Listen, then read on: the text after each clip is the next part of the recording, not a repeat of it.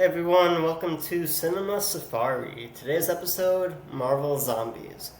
Marvel Zombies is set in an alternate timeline from the main MCU, although we do have a lot of the actors from the MCU from live action films voicing their respective characters in the show, which is pretty cool.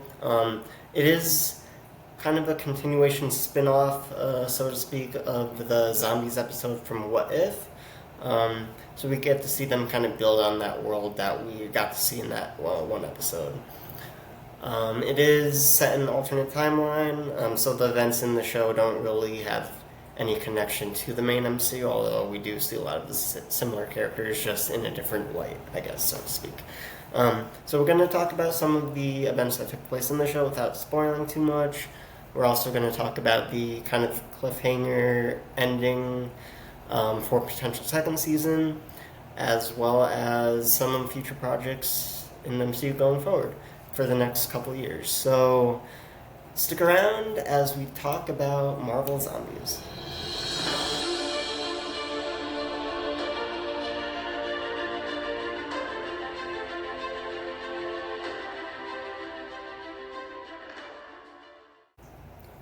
Marvel Zombies, 4-part miniseries, part of the greater MCU, although it is set in an alternate timeline, so the events in the series don't really correlate to the main MCU. It was created by Brian Andrews, who has been the storyboard artist for a lot of Marvel content over the past decade or so, in addition to a couple other things as well. He has a pretty good filmography I was looking at earlier today. Then we also have Zeb Wells, who has been a co-writer on several MCU films and shows, as well as some outside Marvel content. In addition, he's also wrote some comics as well, both for Marvel, a pretty good amount for Marvel, and also some other comic companies as well. So, the main premise of Marvel Zombies, I'm trying not to give any spoilers out for people who haven't seen it yet. Basically, it's a continuation of the Zombies episode from What If. Set in an alternate timeline, like I said. So basically, we're seeing a group of survivors who are trying to survive from a world that has been overrun by a zombie plague. And the main characters in the series, Kamala Khan, who is voiced by Amal Delani, Riri Williams, Dominic Thorne, Kate Bishop, who is voiced by Haley Steinfeld. Those are like three main characters in the show. There are two main surviving groups in the show that do eventually come together and kind of work together to beat this plague, to find the cure. So in the series, the main thing throughout 4 episodes, they figure out that they learn about a potential cure for the zombie outbreak. So we see them throughout the series traveling to find this cure and try to survive along the way. And we see them teaming up with some other heroes that haven't been affected yet. There's a lot of flashbacks in the series as well to kind of see how certain characters that have become affected, how they did become affected. Some characters have died in the series, so we kind of see in flashbacks just how things happened. So then a big part of the series is, spoiler for those who haven't seen it, Wanda Maximoff is kind of like the main villain who is in search of this power that could be used to cure the zombie outbreak. And we kind of see how these survivors interact with Maximoff and some other characters to see how they're going to fix the world. So the interesting thing about Marvel Zombies, it is Marvel's really first adult content mature show or any content in general for the MCU, and it's been very interesting. I know like on Rotten Tomatoes, it kind of got like not rave reviews, but it's gotten kind of mixed to positive reviews. But that aside, like I'm not a huge person who looks at like reviews and base if I'm gonna watch it off that. I'm still gonna watch it if I want to watch it, and then I'll judge it myself after I watch it.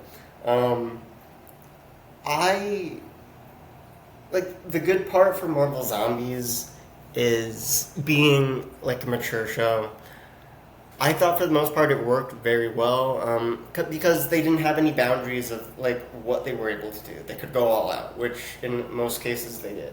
Like in one of the trailers, if you watch the trailer, we saw like one sequence in the trailer when Spider-Man yanked off like 10 zombie heads at once. I read in the comments I was reading for that trailer, a lot of people really like that sequence, and it was really cool. But that's something like we would never see Spider-Man do. Spider-Man of all people, being Spider-Man. And the MCU version of Spider-Man too. So like things like that, they had so much freedom and opportunity to just go all out, which I think they did in a lot of cases, and I thought it worked very well for them. I really enjoyed each episode, and I thought that the sequence they took and some of the surprises in the story itself that I don't want to get too into for not spoil anything, worked out well and was very entertaining to watch.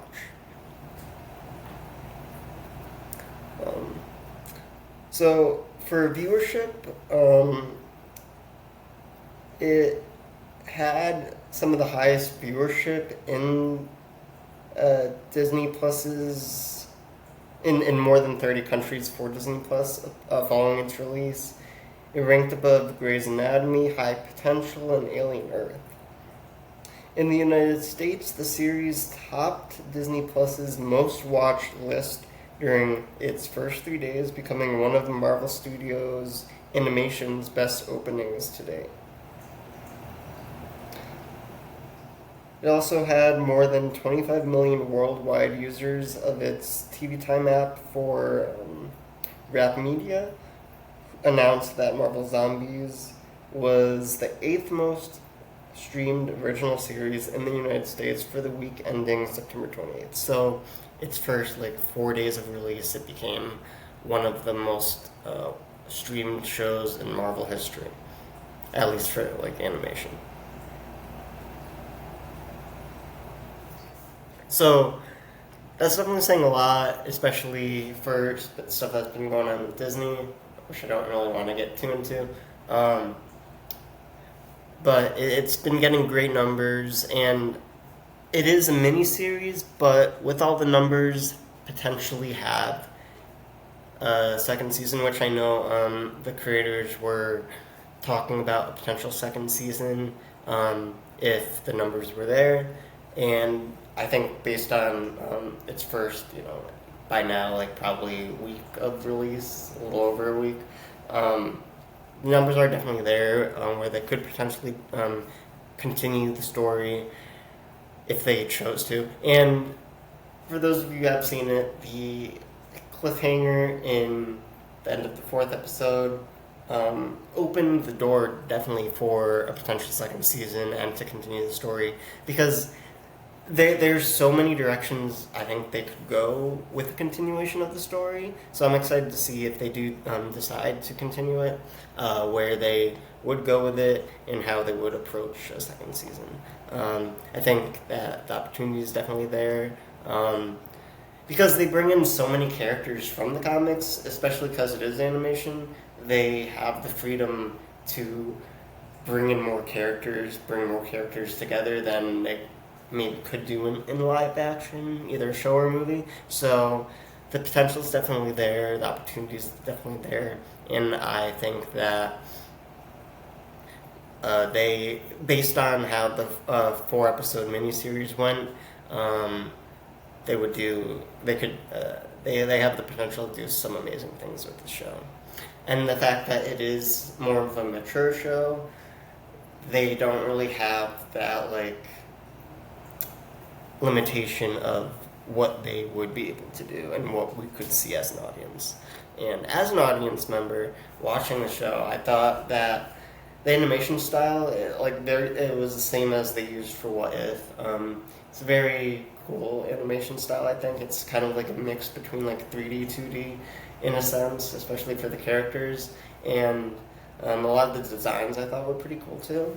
I thought that was for the show. I thought that the like plot, the story arcs for a lot of the characters was probably a highlight of the show, but also the style that the show's in. There's just something about it that I think is pretty cool too, and it would be cool to see them do maybe some other things in this style. At least I think so. I think it would be pretty cool. And the cool thing about Marvel Zombies and What If, we have a lot of the original actors from the live action films and shows voicing the characters. Although, like, famously, Hudson Thames has been the voice of Peter Parker, the voice of Tom Holland, so to speak, for a lot of the animated MCU projects. And that's, like, the big difference for these animated shows. But a lot of the characters are their live-action counterparts or voicing the characters. But the interesting thing is, I think it was Elizabeth Olsen who voices Wanda Maximoff, Scarlet Witch. She was saying, I think it was her, in an interview she was saying that she recorded this in 2020. So, I think it was her that was saying it. So it's interesting because, of course, we saw her in Multiverse of Madness, which was released, I think, in 22 or 3. And obviously, her character died in that, supposedly died at least, in Multiverse of Madness, and marking potentially her final appearance in the MCU. Then she appears in this, but if she's saying that she did record her lines for this show in 2020, so she might have recorded it, or probably recorded it before she even filmed Multiverse of Madness, which is interesting, or maybe around the same time. But that's interesting, because I know like a lot of people want her to come back in live action, so at least to get her back in some sense at this point, even in animation, is still pretty fun for a lot of people, I think.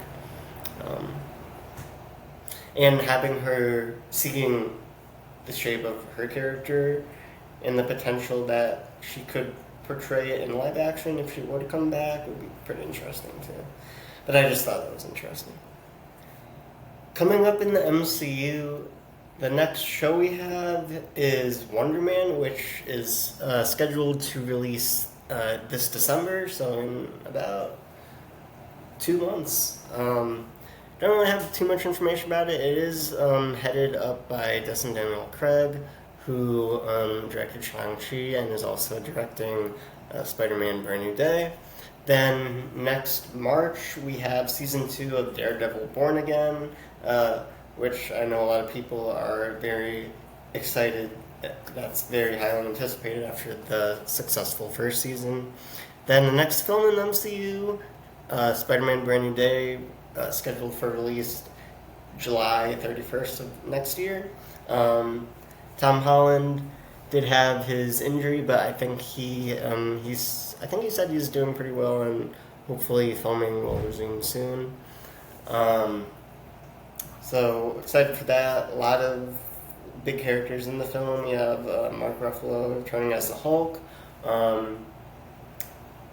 A lot of reports saying that this is going to be a Hulk that is a lot scarier and darker than we've seen in previous MCU media. So going to be very interesting to see how he is in the film, maybe more of an explanation of why that's the case, if it is the case. So that's going to be interesting to see. Also, John Bernthal as the Punisher is slated to appear in the film as well, along with Charlie Cox as Matt Murdock Daredevil, who is rumored to also appear to some capacity in the film as well. After his small cameo appearance in No Way Home a few years ago as Peter's lawyer. But now that the world doesn't know Peter, it's going to be interesting to see their dynamic in the film if he is in the film. So excited for those projects that are coming up. And we will wrap today's episode. So to recap, Marvel Zombies, if you haven't seen it yet, definitely watch it, give it a chance. It is more mature, more, a lot darker than any other MCU media that's been released up to now. So, if that kind of media is something that you're hesitant to watch or something you might not like as much, still try to give it a chance. It is a pretty good story, I think, and plus you get to hear a lot of your favorite MCU actors voice their characters, which is a plus. Then also we have a lot of great MCU content media coming up within the next year or two, leading up to Avengers, Doomsday, and Secret Wars over the next couple years. Excited for that. So if you enjoyed today's episode, please like the episode, comment with your thoughts on Marvel Zombies and going forward in the MCU, stuff you're excited for going forward. Subscribe to the channel if you haven't already. Also, we're on social media, Instagram, Twitter. I guess it's called X, which I haven't been calling it in any of my episodes, but it's okay. I don't really use it as much, I guess. And then, thank you for watching today's episode. We will see you next week.